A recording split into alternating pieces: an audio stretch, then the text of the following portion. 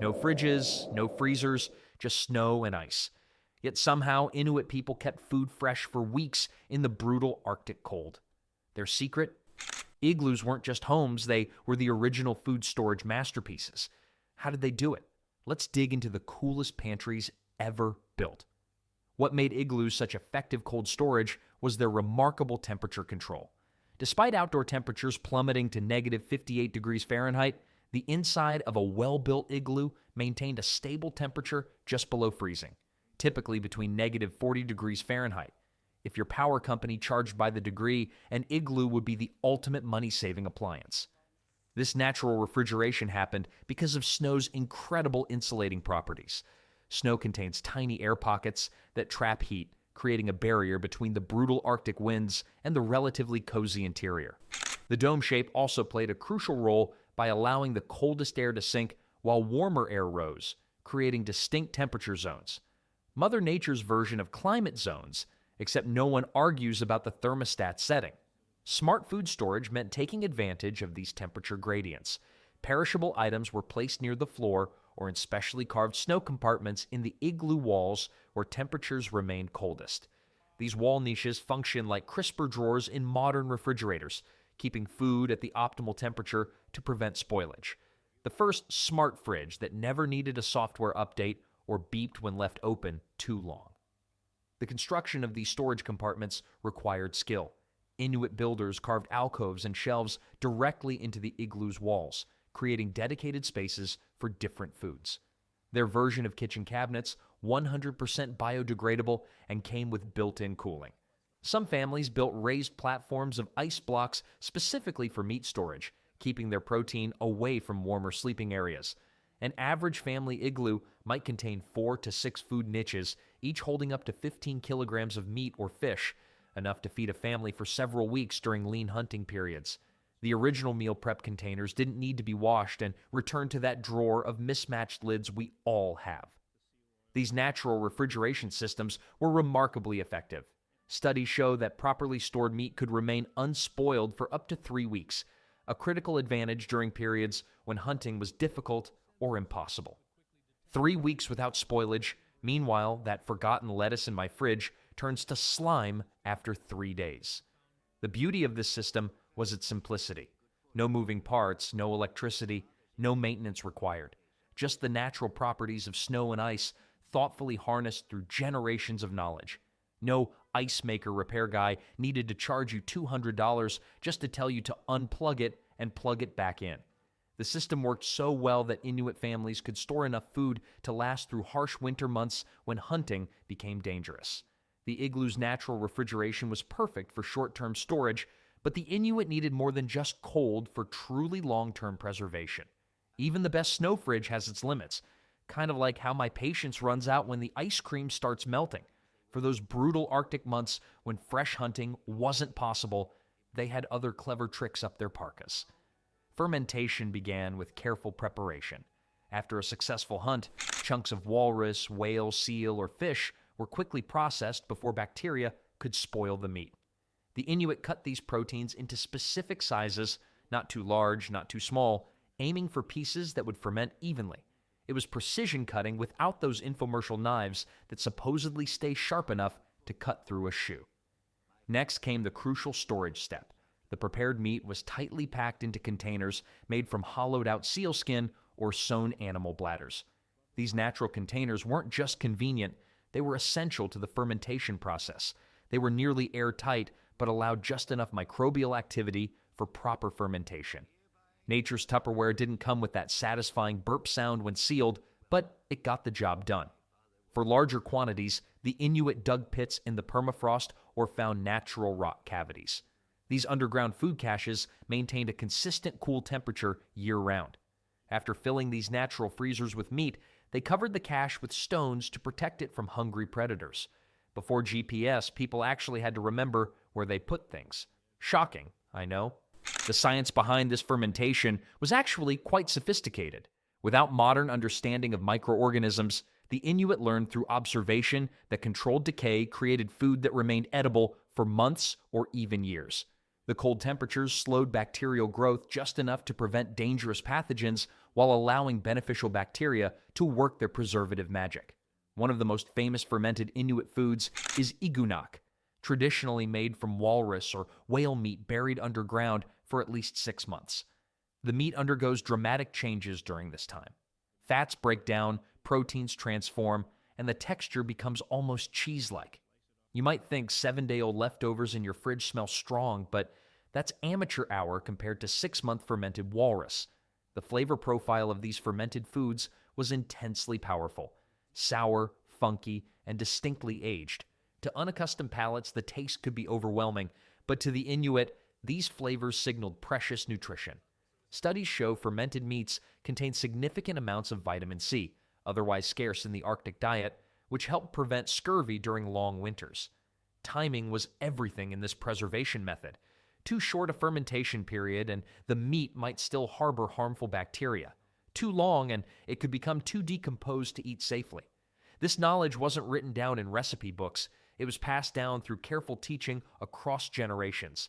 Unlike our refrigerated foods with printed expiration dates, these fermented provisions could last an incredibly long time. Some properly prepared fermented meats remained edible for more than 2 years. This extreme shelf life allowed Inuit communities to create substantial food reserves that carried them through unpredictable hunting seasons. While fermentation ensured food security through the darkest months, it wasn't the only preservation trick the Inuit mastered. When they needed protection without the strong flavors of fermentation, they turned to another method. The Inuit discovered something remarkable about seal oil. It creates an almost perfect barrier against air and bacteria when food is submerged in it. Basically, the world's first "don't touch my leftovers" food protection system. Harvesting seal oil began with carefully removing the thick blubber layer beneath the skin. This fatty tissue was cut into small cubes roughly 2 inches across and placed in containers made from the seal's own stomach or intestines. Talk about using everything but the squeal. Except seals don't squeal, so I guess they really did use everything. Reduce, reuse, recycle was not a bumper sticker, it was survival. The natural warmth of summer days would slowly render the fat into oil. A single adult seal could produce up to 4 gallons of oil, enough to preserve dozens of pounds of meat. That's a lot of meal prep from one animal. Meanwhile, I can barely get 3 meals from a rotisserie chicken. Preservation was simple, but effective. Freshly caught fish or strips of meat were completely submerged in the oil. The liquid fat created an impenetrable barrier that oxygen, which bacteria need to multiply, couldn't penetrate. It worked like edible plastic wrap, but with more calories. Talk about a win-win situation. Containers ranged from small family pouches to large communal vessels crafted from hollowed driftwood or stone. These larger containers, some capable of holding up to 20 gallons, became community assets. Studies have uncovered stone oil containers that were used continuously for over 100 years, passed down through generations.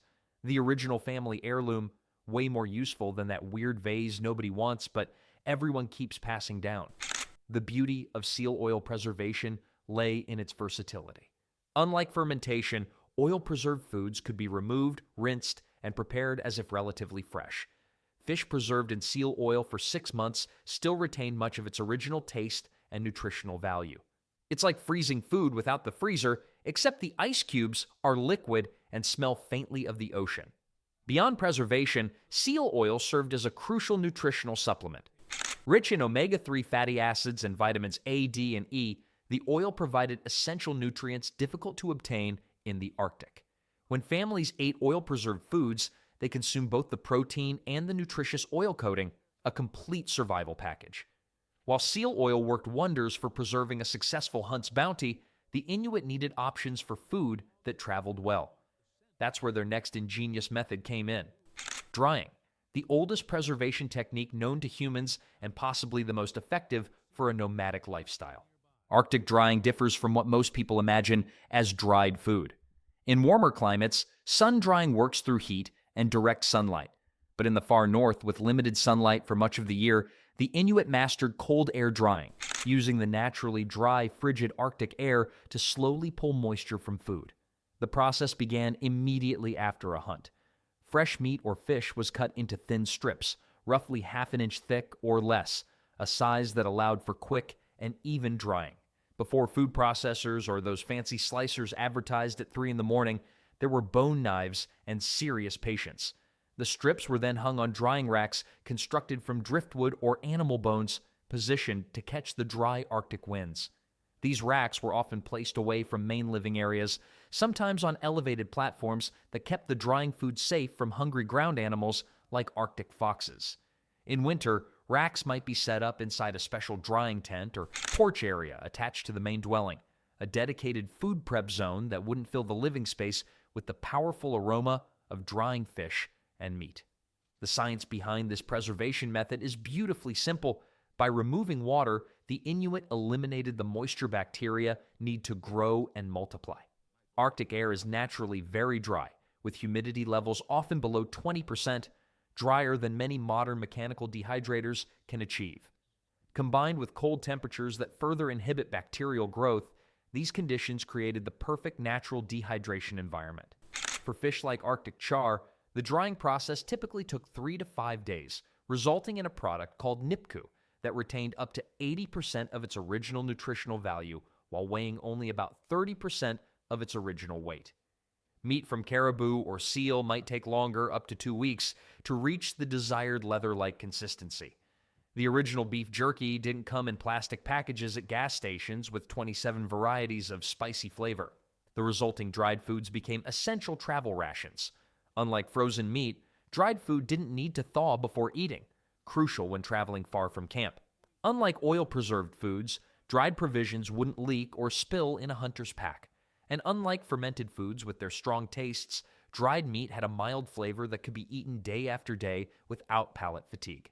A skilled hunter might carry up to 5 pounds of dried food on long hunting trips, enough to provide more than 25,000 calories of emergency nutrition if fresh hunting proved unsuccessful. Their version of energy bars didn't come with fancy wrappers or questionable chocolate coatings, but they definitely packed a protein punch. The Inuit took this basic preservation method further by sometimes smoking their dried foods over slow-burning fires of driftwood or whale oil lamps, adding another layer of preservation through the natural antimicrobial properties of smoke. These smoked and dried products could last for up to 1 year when stored properly in cool, dry conditions. While drying provided excellent portable food, the Inuit needed proper storage to protect these valuable provisions from moisture and pests. Have you ever struggled with plastic food containers that never seem to seal properly? The Inuit faced a much bigger challenge, finding waterproof, airtight containers in an environment where plastic and glass didn't exist. Their solution came from the animals themselves, Mother Nature's version of Ziploc bags, except these didn't get lost in that one weird kitchen drawer. After hunting, nothing went to waste. The intestines, stomachs, and bladders of seals, walruses, and other animals weren't discarded. They became the original food storage containers. These natural tissues had exactly the properties needed for food preservation. They were flexible, strong, naturally waterproof, and could be sealed tightly. Creating these storage containers required careful preparation. Fresh intestines were turned inside out, cleaned thoroughly with snow or seawater, and scraped clean of all residue. The original cleanup job that didn't require those yellow rubber gloves or sponges that start to smell weird after 3 uses. The cleaned intestines were then dried in the cold air until they reached just the right level of moisture. Some were inflated with air while drying to create balloon-like pouches. A large walrus intestine could stretch to over 60 feet long when carefully processed. Imagine going to the store and asking for 60 feet of food wrap. They'd think you were planning to mummify your refrigerator. Stomach linings offer different storage options. The thick-walled stomachs of larger animals like walruses could be dried and used as rigid containers, almost like bowls with lids. These were perfect for storing dried berries, plants, and other small food items that needed protection from crushing. The most impressive specimens were the large storage containers made from entire seal skins. After removing the blubber and meat, the skin was carefully sewn into a bag shape. These whole skin containers could hold up to 100 pounds of dried meat or fish. The jumbo size didn't cost extra at checkout, and no membership card was required. Closing these containers required ingenuity too.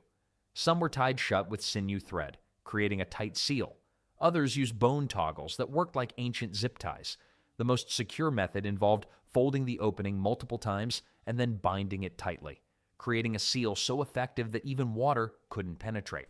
No press and seal commercials needed. These bags actually worked the first time. For traveling in freezing conditions, these containers offered another advantage: flexibility. While rigid containers would crack in extreme cold, containers made from animal tissues remained pliable even at temperatures far below freezing. No shattered plastic containers leaving trail mix scattered across the tundra. To organize their food stores within the igloo, the Inuit often hung these containers from the ceiling structure, keeping them visible and accessible while freeing up valuable floor space. The original overhead storage bins with considerably less chance of falling on your head during turbulence. Speaking of organization, the Inuit developed sophisticated knowledge about which foods to eat first and which to save for later. In the harsh Arctic environment, wasting food wasn't just inconvenient, it could be deadly.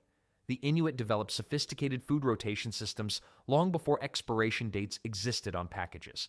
Their approach to food management wasn't random. It reflected deep knowledge of how different foods behaved over time. First on the menu after a successful hunt were the most perishable parts: organ meats like liver, heart, and kidneys. These nutrient-dense tissues would spoil quickly, sometimes within a day, even in cold conditions. But they also contained essential vitamins that helped ward off deficiency diseases in the vitamin-scarce Arctic. No need for those vitamin gummies shaped like cartoon characters. Just eat the liver while it's fresh and call it a day.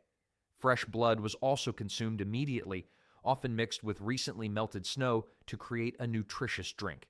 The Inuit understood that blood would coagulate and spoil rapidly, but when fresh, it provided instant energy, warmth, and hydration to hunters who might have expended thousands of calories tracking and catching their prey. Next in the rotation came muscle meat, what most of us think of as meat.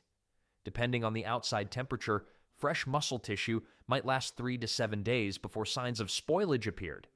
Families would evaluate the condition of meat daily, looking for changes in color, smell, or texture that signaled it should be eaten soon or preserved using one of their techniques. Fatty tissues like blubber were incredibly valuable in the high-energy demand Arctic environment, where a person might need 5,000 calories daily just to maintain body temperature. But fat was also prone to turning rancid. The Inuit developed a keen sense for when fat was reaching its prime eating window, not too fresh, which made it tougher to digest, but not so old that harmful breakdown had begun. Foods that had already been preserved, whether by drying, fermenting, or oil submersion, followed a different rotation schedule.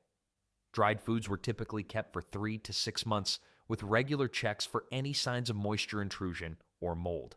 Studies of traditional Inuit food management show they could identify at least 12 distinct stages of food aging, each with its own name and appropriate uses. The Inuit also practiced what we now call nose-to-tail eating. Every edible part of an animal had its place in the food rotation cycle.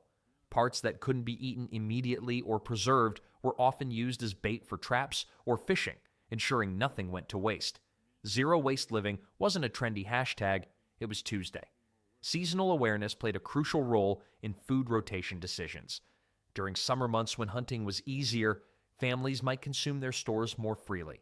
As winter approached, the rotation slowed, with careful rationing of preserved foods to ensure supplies lasted until spring hunting became possible again. Perhaps most impressive was how this complex rotation system operated without written records. Knowledge was passed down through observation and oral tradition. Children learned by watching adults inspect, smell, and taste foods to determine their place in the consumption timeline.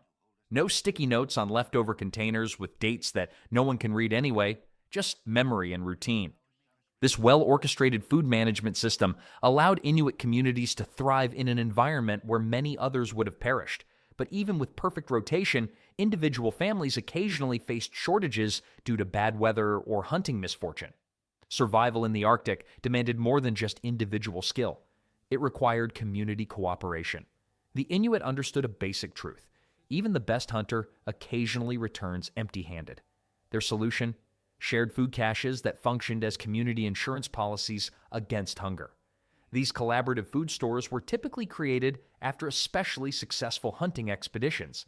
When hunters brought down a large whale or several caribou, the bounty often exceeded what any single family could process. Basically, the original too much food problem that didn't involve Thanksgiving leftovers taking up the entire fridge. The physical structure of community caches varied by region. During winter, a common approach involved digging deep pits in permafrost or packed snow lined with rocks to prevent predators from digging in. These pits could measure up to 6 feet deep and 10 feet across, large enough to hold food for 5 to 6 families for several weeks. Unlike modern community refrigerators where your lunch mysteriously disappears despite having your name clearly written on it, these shared food caches operated on strict social rules. Everyone who contributed to filling the cache had rights to withdraw from it when needed. Those who helped with construction but couldn't hunt due to age or injury also received shares. The locations of these caches were carefully selected and memorized by community members. Ideal spots included north-facing hillsides that stayed naturally cooler. Some communities marked cache locations with arrangements of stones visible even in deep snow. The original GPS coordinates, just without the annoying voice telling you to make a U-turn when you're clearly already on the right path. Communal caches offered several practical advantages. Food stored in larger volumes maintained lower temperatures more effectively than small amounts in individual storage areas. Group refrigeration, when your food stays fresher because it's hanging out with friends. Safety from animal theft was another major benefit. Individual igloos might attract hungry polar bears, but community caches could be built with substantial protective features. Many were covered with heavy stones that even the strongest bears couldn't move, and some coastal communities constructed elevated platforms with barriers to prevent climbing predators from reaching the food. Studies of traditional Inuit settlements have found community caches that were continuously used for over 70 years, with multiple generations adding improvements to the original design. These structures became important landmarks and gathering places during hunting seasons where knowledge was shared alongside the physical work of food preservation. The original social network where sharing meant actual food, not just pictures of what you're about to eat. Different regions developed specialized cache designs based on local conditions. In areas with deep permafrost, vertical shaft caches could extend 20 feet downward, creating naturally refrigerated columns of stored food. Coastal communities sometimes used partially submerged stone chambers that remained at consistent temperatures year-round thanks to the moderating effect of nearby ocean waters. These ingenious designs worked without electricity bills or those annoying refrigerator light bulbs that burn out the day after your warranty expires. Decisions about when to access shared caches involve careful community discussion. During lean periods, elders might authorize measured withdrawals, ensuring resources lasted until hunting conditions improved. No frantic midnight raids on the pantry here. Food management meetings were serious business without a snack table. These collaborative food strategies, combined with their sophisticated preservation methods, allowed the Inuit to thrive in one of Earth's most challenging environments, creating a remarkable food system that sustained them for thousands of years.